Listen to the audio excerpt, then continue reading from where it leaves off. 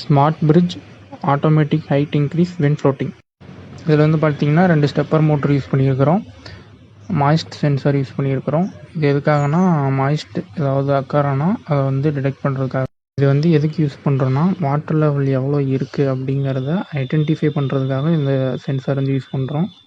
Power supply module 5 voltage into 12 வோல்டேஜாக convert பண்ணுறதுக்காக use ஆகுது. அர்டினோ யூஎன்ஓ போர்டு யூஸ் பண்ணியிருக்கிறோம். Water level and motor control பண்ணுறதுக்காக use ஆகுது. இப்போ இது வந்து ஃப்ளோட்டிங் எதாவது அக்கர்ஸ் ஆகுது அப்படிங்கும்போது தண்ணி வந்து இன்க்ரீஸ் ஆகும். அந்த இன்க்ரீஸ் ஆகிற லெவலை வந்து மாய்ஸ்ட் சென்சார் வந்து சென்ஸ் பண்ணி கண்ட்ரோல் யூனிட் கொடுக்கும். கண்ட்ரோல்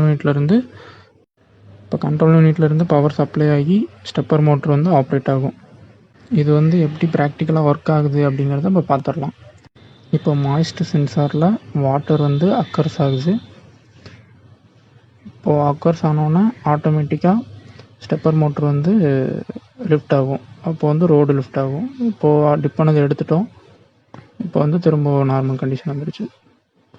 திரும்ப அக்கர்ஸ் ஆகுது. திரும்ப ரோடு வந்து லிஃப்ட் ஆகுது. திரும்பவும் எடுத்துட்டோம். திரும்ப நார்மல் கண்டிஷன் வருது. ஸோ இதுதான். இந்த மாதிரியான ப்ராஜெக்ட்லாம் பண்ணோன்னா ரெக்கான் ப்ராஜெக்டை கான்டாக்ட் பண்ணுங்கள். டிப்ளமோ அண்ட் இன்ஜினியரிங் ஸ்டூடெண்ட்ஸ் எல்லாத்துக்கும் பண்ணி கொடுத்துட்ருக்கோம். தேங்க்யூ.